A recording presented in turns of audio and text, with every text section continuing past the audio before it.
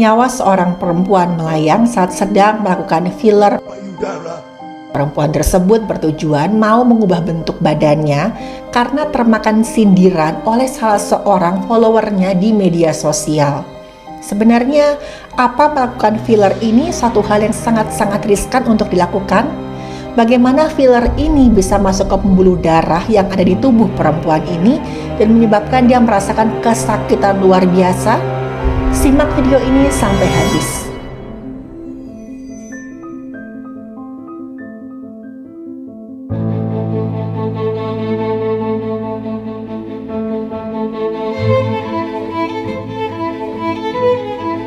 Halo, saya Dr. Stefani.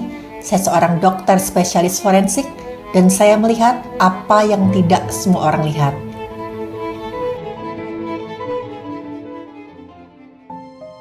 Kejadian ini dialami oleh seorang perempuan muda yang sangat cantik, sebut saja namanya Ratu, usianya 23 tahun. Ratu ini sebenarnya berprofesi sebagai seorang karyawati di sebuah perusahaan. Tapi sebagaimana perempuan seusianya si Ratu ini nggak pernah lepas dari smartphone-nya. Karena hampir setiap ada kesempatan, Ratu berselancar di media sosial dan juga mengunggah berbagai macam unggahan. Mulai dari pada saat dia pergi kerja, pada saat dia bangun tidur, tapi video yang paling suka diunggah oleh Ratu adalah video ketika dia sedang memakai make up atau riasan wajah. Karena saat itu dia selalu mendapatkan banyak sekali pujian. Aduh, make upnya on point deh, cantik banget, outfitnya juga bagus deh.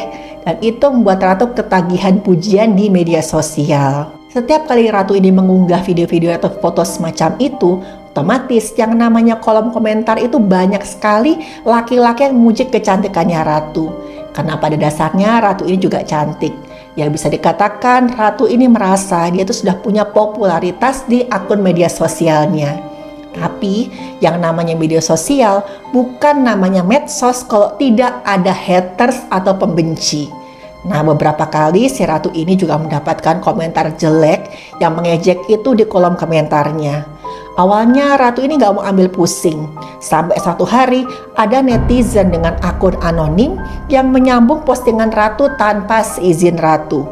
Istilahnya di stitch lah sama akun ini. Postingan yang disambung itu atau di stitch adalah postingan di mana Ratu ini mengunggah foto yang sedang memamerkan pakaian pilihannya, outfit of the day. Nah, akun anonim itu menambahkan tulisan, buat apa cantik kalau punya badan rata seperti papan setrikaan. Nah, saat itu Ratu merasa malu, dia ngerasa seperti tampar di depan umum. Dia sangat merasa malu dan marah dengan akun anonim tersebut. Ditambah lagi nih, saat itu ada banyak banget haters atau pembencinya si Ratu yang setuju dengan komentar di akun anonim itu. Mereka bilang, lihat tuh si Ratu ini, dia berusaha tampil sensual, tapi lihat aja pakaian bagian atasnya itu sampai longgar gara-gara payudaranya rata.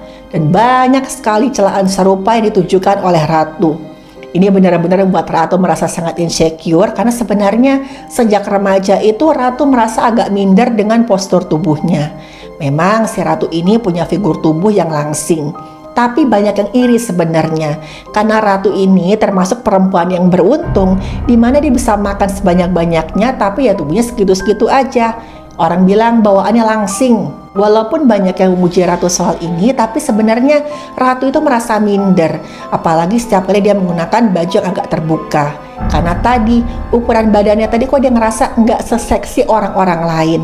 Terutama bagian payudaranya, Ratu tuh merasa kok payudaraku tuh kecil banget dibandingkan oleh teman-temanku yang lain. Tapi ya Ratu ini bukannya tanpa usaha. Sudah beberapa kali dia mencoba menggunakan berbagai macam produk yang katanya diklaim bisa memperbesar payudara dalam waktu yang cepat. Tapi sayangnya setiap ada coba produk-produk itu menjadi lotion, vitamin, dia nggak mendapatkan hasil yang signifikan. Sekarang nih, waktu Ratu merasa dia sudah seorang influencer, ya walaupun kecil-kecilan, dia ngerasa nih sudah saatnya saya mengambil satu langkah yang lebih berani. Ratu mulai mencari cara untuk memperbesar payudara di internet. Sebenarnya Ratu ini pengen melakukan operasi pemasangan implan, tapi saat itu terhalang biaya karena operasi pemasangan implan itu ya cukup mahal. Suatu saat Ratu ini menemukan iklan cara memperbesar payudara dengan filler. Nah, iklan ini diposting oleh sebuah salon kecantikan. Iklan tersebut menjanjikan hasil yang instan, tanpa efek samping, dan yang terpenting harganya murah.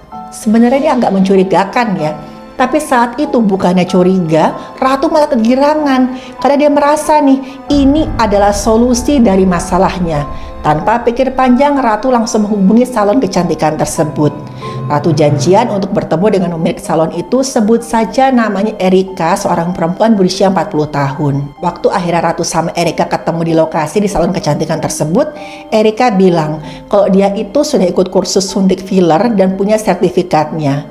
Ratu semakin tertarik nih, apalagi saat itu Erika menunjukkan semacam foto album di mana di situ ada foto before dan after dari para pelanggannya si Erika. Dalam bayangannya Ratu, waktu dia melihat foto-foto before dan after itu, inilah nih saatnya nih, sebentar lagi saya akan mendapatkan tubuh seksi yang selama ini cuma jadi angan-angan belaka. Nah, si Ratu langsung nih membooking hari untuk melakukan tindakan filler tersebut. Si Erika bilang, oh tenang aja, tindakannya cepet kok. Setelah tindakan, kamu bisa langsung beraktivitas seperti biasa. Ratu semakin yakin nih, setelah membayar uang DP di hari yang sudah dijanjikan, dengan antusias Ratu pun mendatangi salon tersebut. Di situ Ratu diminta masuk ke dalam satu ruangan di mana ada sebuah ranjang yang mirip ranjang periksa di fasilitas kesehatan. Di situ Ratu berbaring dan setelah itu Erika langsung persiapkan alat untuk menyuntikkan filler ke payudaranya Ratu. Waktu filler itu mulai disuntikan ke payudara kanannya Ratu, tiba-tiba si Ratu ini merintih kesakitan karena saat itu dia merasa kesakitan luar biasa di payudara kanannya. Saat itu si Erika terus menyemangati si Ratu, cantik itu sakit, tahan ya, ingat aja setelah ini kamu akan memiliki bentuk tubuh impian kamu, body goals kamu akan tercapai. Erika terus menyuntikkan filler tadi ke payudaranya si Ratu, tapi tiba-tiba Erika sadar ada yang gak beres. Saat itu Ratu teriak kesakitan sambil memegangi ulu hatinya. Ratu terus merintih-rintih kesakitan, sakit, dan gak lama kemudian tubuhnya Ratu pun lemas. Erika langsung panik, dia teriak-teriak minta tolong. Dan beberapa orang karyawan si Erika, pegawai salon di situ berdatangan dan dia membantu Erika mengangkat badannya Ratu yang sudah sangat lemas tadi ke mobilnya si Erika. Setelah itu Erika dan beberapa orang petugas salon membawa Ratu ke rumah sakit terdekat untuk mendapatkan pertolongan. Tapi ketika sampai ke rumah sakit tersebut, Ratu sudah dalam keadaan kritis. Sampai di rumah sakit di instalasi gawat darurat, akhirnya Ratu ditangani oleh tim medik. Pada saat itu Ratu kelihatan kebingungan dan dia sangat-sangat lemas, dan Ratu ini cuma buka mata kalau dipanggil. Selain itu waktu ditanyain sama dokter, kamu kenapa? Ratu itu jawab, tapi kata-katanya nggak nyambung. Memang si Ratu itu juga masih merespon waktu dokter mencoba memberi rangsang nyeri dengan menekan tulang dadanya sini. Jadi waktu Ratu mulai ngantuk, sama dokter itu coba ditekan tulang bagian tengahnya sini, tengah dada, dan Ratu itu masih merespon. Tapi saat itu waktu dilihat laju nadanya Ratu itu sudah mulai cepat. Tekanan darahnya cuma 70/40 dan saturasi oksigennya itu 70%. Ini sangat rendah yang menunjukkan kalau Ratu ini sudah di tahap shock yang hampir mendekati tahap akhir. Dokter mencoba memberi pertolongan pertama dengan ngasih masker oksigen. Tapi saat itu pun saturasi oksigen atau berapa persen ya oksigen dalam darahnya Ratu cuma naik sampai 80%. Padahal normalnya itu di atas 90% sampai 100%. Di situ kemudian tim medis nanya ke Erika apa yang sebenarnya terjadi. Waktu mendengar Ratu ini tiba-tiba aja lemas saat sedang melakukan suntik filler payudara, mereka semua di situ kaget. Karena sudah jelas kalau tindakan suntik filler payudara yang dilakukan Erika itu tidak aman. Beresiko filler payudara yang sembarangan dan gak aman seperti yang dilakukan Erika itu adalah risiko yang sangat serius. Yang pertama bisa terjadi reaksi alergi yang sangat parah. Yang kedua bisa jadi ada cairan filler yang masuk ke pembuluh darah. Nah pada kasus Ratu ini melihat gejalanya, kemungkinan yang terjadi adalah yang kedua. Tapi bisa aja keduanya ini terjadi secara bersamaan. Waktu diperiksa oleh dokter dilihat memang ada pembengkakan di payudara sisi kanannya Ratu tempat Erika menyuntikkan filler tadi. Warnanya kemerahan, saat dipegang itu ya agak panas, dan juga tuh Ratu kesakitan merintih setiap kali dipegang payudara kanannya. Dan waktu dokter melakukan pemeriksaan USG jantung untuk melihat jantungnya si Ratu tadi, kelihatan jelas bahwa ada pelebaran pada jantung kanan.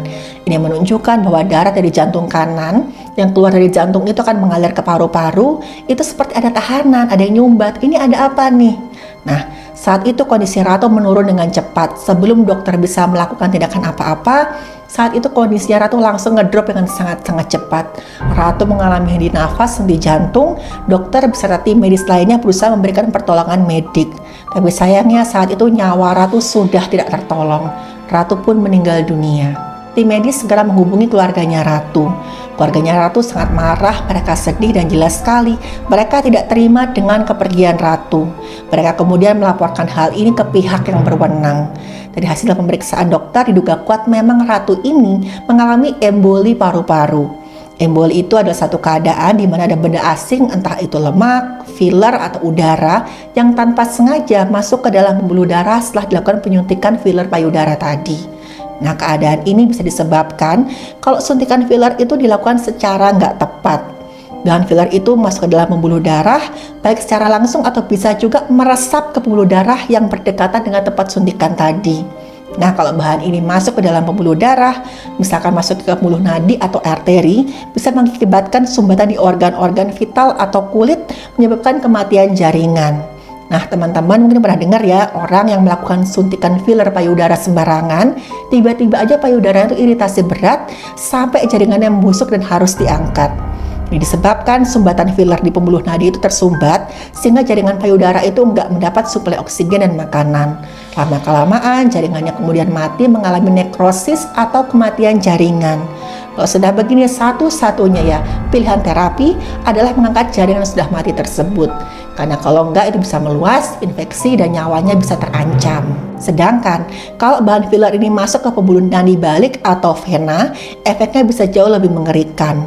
Karena pembuluh darah balik atau vena itu kan akan bawa darah menuju jantung. Nah, filler ini akan masuk ke jantung, lalu ke paru-paru, dan di situ akan terjadi sumbatan di paru-paru. Karena ingat, pembuluh darah paru-paru itu sangat kecil. Ya, partikel sekecil apapun itu bisa menyumbat dan menyebabkan ya nyawa bisa terancam. Ketika terjadi sumbatan, otomatis aliran darah dari jantung kanan nggak bisa sampai ke paru-paru. Tadi ingat, waktu dilakukan pemeriksaan USG jantung kelihatan bahwa ada pembesaran di jantung kanannya Ratu. Dan kemungkinan besar inilah penyebab kematiannya Ratu. Sebenarnya Ratu ini bisa aja selamat kok saat itu dia langsung mendapatkan tindakan medis yang tepat. Sayangnya tadi Erika tuh nggak segera bawa Ratu ke fasilitas kesehatan. Tapi hasil pemeriksaan dari pihak yang berwenang terhadap Erika dan kawan-kawannya, karyawannya tadi, khususnya di salon kecantikannya, mengungkap fakta-fakta yang jauh lebih mengerikan. Ternyata usaha salon kecantikan milik Erika itu memang sudah banyak sekali melakukan pelanggaran. Yang pertama, Erika tuh banyak menawarkan jasa tindakan medik yang seharusnya tidak boleh dilakukan di salon kecantikan. Erika ini juga bukan seorang ahli kecantikan bersertifikat seperti yang tadi diakui ke si Ratu. Erika ini adalah mantan pegawai admin sebuah fasilitas kesehatan, dan dia itu mempelajari semua tindakan medisnya secara otodidak. Dia belajar sendiri dari melihat dokter-dokter yang bekerja di sana. Dan waktu pihak yang berwenang itu menanyai warga di sekitar, mereka tuh cuma tahu kalau Erika itu punya usaha salon kecantikan. Dan selama ini Erika menawarkan jasa tindakan kosmetik seperti suntik filler, tanam benang, dan lain-lain itu melalui media sosial. Dan Erika tuh membeli semua peralatannya dan bahan-bahannya tadi tuh dari internet. Kok bisa ya banyak orang yang percaya sama Erika? Terus tadi di awal kan Erika menunjukkan ada ya sekian banyak testimonial dari pelanggan-pelanggan sebelumnya. Dan ternyata teman-teman semua ya testimonial tersebut adalah palsu. Dan foto-foto before dan after sebelum dan sesudah tindakan itu Erika ambil dari situs klinik kecantikan yang ada di luar negeri. Dan hasil penelusuran dari pihak yang berwenang dan mengungkap kalau korbannya Erika ini tidak cuma Ratu. Ada banyak pelanggan Erika yang mengalami komplikasi serius dari prosedur kecantikan yang dilakukan oleh Erika. Ada yang hidungnya berubah bentuk, payudaranya iritasi berat, dan masih banyak lagi. Tapi selama ini mereka takut melapor karena mereka merasa malu kalau ketahuan sudah melakukan prosedur kecantikan. Mereka takut menjadi bahan omongan. Dan pada akhirnya, Erika dan juga semua staf di salon kecantikan milik Erika tadi harus mempertanggungjawabkan perbuatan mereka di depan hukum. Keinginan untuk merasa lebih percaya diri dengan meningkatkan penampilan itu hal yang wajar. Tapi keputusan ini harus berdasarkan pertimbangan yang sangat-sangat matang. Setiap prosedur terhadap tubuh kita harus dilakukan dengan cara yang aman. Karena ingat, ini tubuh kita. Prosedur tersebut harus dilakukan oleh orang yang ahli dan punya sertifikat yang resmi. Saya sarankan untuk teman-teman yang ingin perbaiki bentuk tubuh, silakan datang ke klinik yang sudah terpercaya dan memiliki reputasi yang benar-benar diakui. Jangan pernah mengorbankan kesehatan kita demi hasil yang instan, apalagi untuk mengejar standar kecantikan yang seringkali tidak realistis. Terima kasih sudah menonton video saya. Silakan like, share, dan subscribe.